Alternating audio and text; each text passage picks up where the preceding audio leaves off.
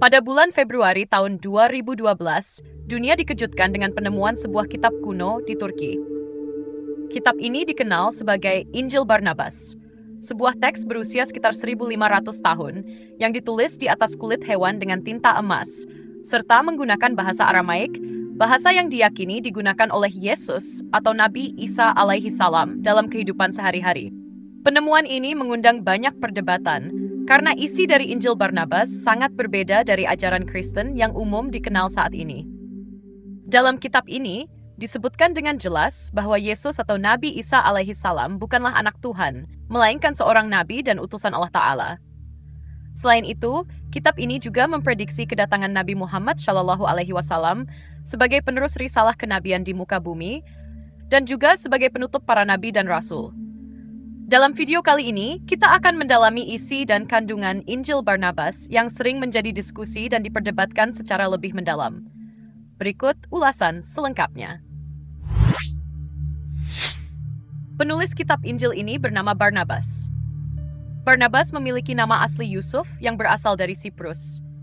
Ia merupakan salah satu murid atau pengikut Yesus yang juga merangkap sebagai pencatat perkataan dari Yesus atau Nabi Isa alaihi salam. Barnabas dikenal sebagai sosok yang jujur dan bijaksana dalam penyebaran Injil di abad-abad awal. Bahkan, ada suatu kejadian di mana Barnabas dan Paulus sempat diusir dari Yunani saat menjalankan misi pertama dalam penyebaran Injil. Pada saat itu, Paulus sempat dilempari batu oleh orang-orang Yunani.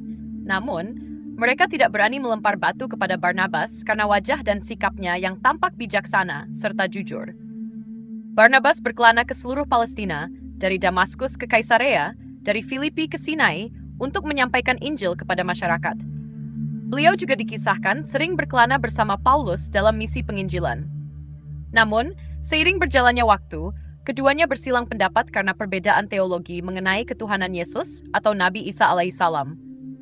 Dalam kitabnya, Barnabas menuliskan bahwa Paulus mengajarkan kepada orang awam bahwa Yesus atau Nabi Isa adalah anak Allah. Selain itu, Paulus juga yang menghilangkan tradisi sunat yang sebelumnya diwajibkan bagi laki-laki, serta memperbolehkan makan daging hewan yang sebelumnya dilarang. Karena perbedaan teologi inilah, akhirnya Barnabas pergi meninggalkan Paulus. Barnabas juga menganggap bahwa Paulus telah mengubah ajaran Injil yang sesungguhnya. Injil Barnabas ditemukan di atas jenazah Barnabas dalam sebuah kuburan di Pulau Siprus pada tahun 478 Masehi. Kitab ini kemudian dilarang oleh gereja-gereja barat melalui dekret dari Paus Innocent I dan dekret dari Paus Gelasius pada tahun 496 Masehi, yang menyebutkan bahwa Injil Barnabas sebagai Injil yang dilarang. Oleh karena itu, Injil Barnabas disembunyikan dari peredarannya oleh gereja-gereja barat selama berabad-abad karena isinya sangat bertentangan dengan ajaran Trinitas Kristen Barat. Injil ini dengan tegas menyebut bahwa Yesus atau Nabi Isa adalah seorang nabi atau utusan Tuhan dan bukan seorang Tuhan. Berikut bukti isi dan kandungan dalam Injil Barnabas yang telah kami rangkum. Sebelum masuk ke pembahasan, perlu Anda ketahui bahwa Injil Barnabas terdiri dari dua bagian utama, yaitu bagian prolog dan bagian isi. Bagian isi ini memuat 222 bab atau chapter. Pertama, dalam bagian prolog Injil Barnabas, tertulis dengan jelas bahwa Yesus atau Nabi Isa alaihi salam diutus ke dunia oleh Allah Ta'ala sebagai nabi, bukan sebagai anak Allah. Barnabas juga memperingatkan bahwa siapapun yang mengubah Injil sebenarnya adalah seseorang yang terperdaya dan tertipu oleh iblis. Selain itu, ia juga menyebutkan kewajiban khitan serta aturan mengenai makanan yang halal dan haram. Barnabas pun mengimbau agar selalu waspada terhadap siapapun yang datang mengajarkan ajaran yang berlawanan dengan apa yang telah ia tuliskan dalam kitab ini. Selanjutnya, pada bagian isi di chapter 5 atau bab 5 tertulis jelas bahwa Yesus atau Nabi Isa alaihi salam telah dikhitan pada hari ke-8.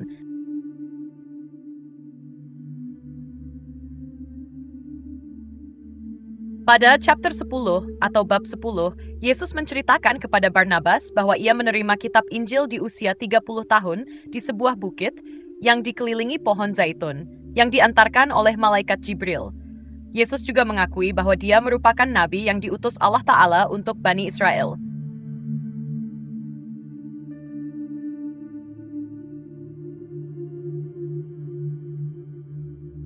Pada chapter 11 atau bab 11, dikisahkan bahwa Yesus bertemu dengan seseorang yang menderita penyakit lepra.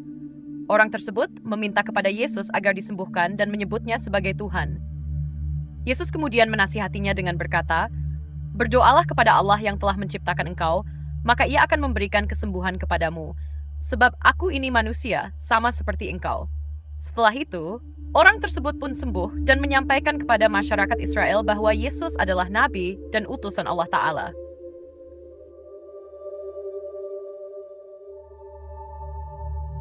Pada chapter 39 atau bab 39, dikisahkan tentang dialog Nabi Adam alaihissalam dengan Allah Ta'ala di dalam surga. Dalam bab ini, Nabi Adam melihat sebuah tulisan bercahaya di atas surga yang berbunyi, "Tiada Tuhan selain Allah, dan Muhammad adalah utusan Allah." Nabi Adam kemudian bertanya kepada Allah tentang siapa Nabi Muhammad itu. Lalu Allah pun menjawab bahwa Nabi Muhammad merupakan keturunan dari Nabi Adam yang akan datang ke dunia beberapa tahun lagi dan akan menjadi utusan Allah. Allah juga berfirman bahwa untuk Nabi Muhammad, "Aku telah menciptakan segala sesuatu, dia akan memberikan cahaya kepada dunia ketika datang, dan jiwanya telah diletakkan di dalam kemegahan surgawi 60.000 tahun sebelum aku menciptakan sesuatu."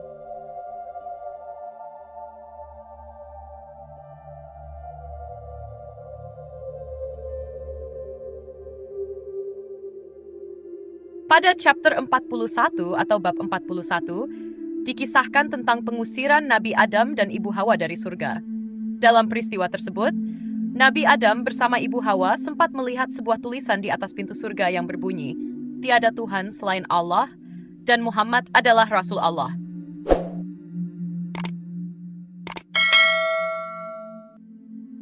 Pada chapter 96 atau bab 96, dikisahkan tentang seorang pendeta yang bertanya kepada Yesus tentang siapa dirinya sebenarnya dan apakah ia seorang Mesia. Yesus pun menjawab, "Akulah Isa, putra Maryam, dari keturunan Daud, seorang manusia biasa yang takut kepada Allah, dan aku berupaya supaya Allah memberikan penghormatan dan kemuliaan." Yesus juga berkata bahwa Mesias yang sesungguhnya akan datang setelah dirinya. Pada chapter 97 atau bab 97, Yesus menegaskan kembali jawabannya atas pertanyaan dari pendeta tersebut. Ia mengatakan bahwa setelah dirinya akan muncul banyak nabi palsu yang menyesatkan ajaran Injil yang sebenarnya. Yesus juga menegaskan bahwa Mesias yang sesungguhnya bernama Muhammad. Pada chapter 112 atau bab 112, Yesus menjelaskan kepada Barnabas bahwa dirinya merasa sedih karena banyak manusia yang menyebutnya sebagai Tuhan. Dalam bab ini, Yesus juga menegaskan bahwa ia hanyalah seorang manusia biasa.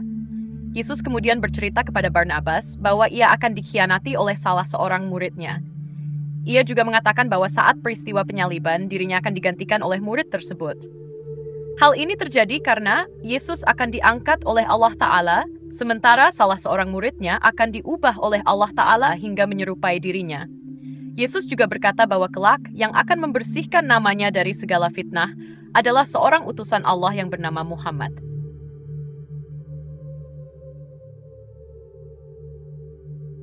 Pada bab 163, Yesus menjelaskan kepada murid-muridnya bahwa kedatangan Nabi Muhammad akan membawa keberkahan dan karunia dari Allah Ta'ala kepada seluruh dunia.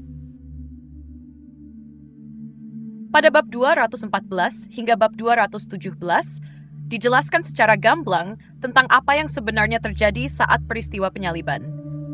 Dalam bab ini, Allah Ta'ala mengangkat Yesus atau Nabi Isa alaihissalam ke langit sebelum peristiwa penyaliban terjadi.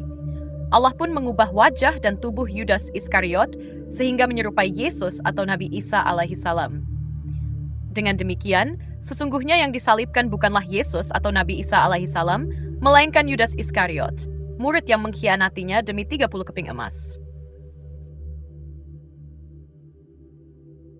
Pada bab 219 hingga bab 220, dikisahkan bahwa setelah peristiwa penyaliban, Yesus atau Nabi Isa alaihi salam memohon kepada Allah Ta'ala agar diizinkan turun ke bumi.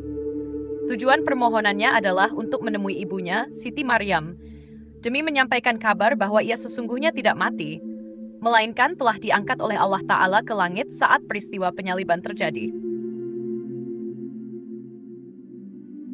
Pada bab 221, dikisahkan bahwa saat Yesus atau Nabi Isa alaihissalam turun ke bumi setelah peristiwa penyaliban, ia sempat bertemu dengan Barnabas. Dalam pertemuan itu, Yesus atau Nabi Isa alaihissalam meminta Barnabas untuk mempertegas dan menuliskan kisah tentang dirinya dengan sebenar-benarnya, sesuai dengan apa yang terjadi selama ia berada di dunia.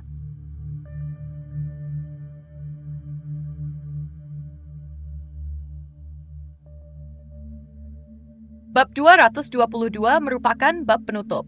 Dalam bab ini, Barnabas memperingatkan bahwa akan ada banyak orang yang menyebarkan kepalsuan dengan mengklaim bahwa Yesus atau Nabi Isa alaihissalam adalah Tuhan atau anak Tuhan, sebagaimana Paulus yang telah tertipu. Barnabas juga menegaskan dan bersumpah bahwa ia menulis Injil ini dengan sebenar-benarnya, sesuai dengan apa yang terjadi.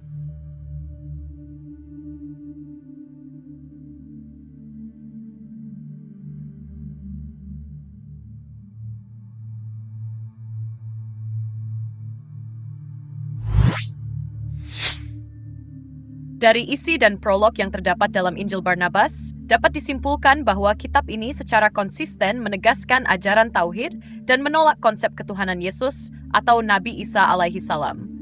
Narasi yang disampaikan di dalamnya mengalir dengan jelas, memperlihatkan bagaimana Nabi Isa diutus sebagai seorang nabi dan utusan Allah Ta'ala, serta bagaimana ia sendiri mengakui dan memuji Nabi Muhammad sebagai nabi terakhir. Injil Barnabas juga memberikan gambaran yang berbeda tentang peristiwa penyaliban, menegaskan bahwa Yesus atau Nabi Isa alaihissalam tidak disalibkan, melainkan diangkat ke langit oleh Allah Ta'ala, sementara Yudas Iskariot yang dihukum sebagai gantinya. Selain itu, kitab ini juga menekankan pentingnya ajaran para nabi sebelumnya, termasuk kewajiban khitan dan aturan mengenai makanan halal dan haram. Dengan demikian, Injil Barnabas menyajikan perspektif yang berbeda dari ajaran Kristen yang umum dikenal saat ini dan menegaskan bahwa Yesus atau Nabi Isa alaihissalam adalah manusia biasa yang diutus sebagai nabi, bukan sebagai Tuhan atau anak Tuhan. Itulah beberapa ulasan yang dapat kami sampaikan mengenai isi dan kandungan Injil Barnabas. Sayangnya, kitab ini sempat disembunyikan oleh gereja-gereja barat dan tidak diakui karena dianggap tidak otentik serta bertentangan dengan ajaran gereja. Lantas, bagaimana menurut pandangan Anda? Silakan tuliskan pendapat Anda secara bijak di kolom komentar. Kami sangat menghargai diskusi yang konstruktif dan informatif. Semoga video ini bermanfaat. Apabila ada kata-kata yang kurang berkenan, kami mohon maaf. Terima kasih telah menyaksikan Telisik Sejarah. Jangan lupa untuk like, share, dan subscribe agar Anda tidak ketinggalan kisah-kisah inspiratif lainnya. Sampai jumpa di video berikutnya.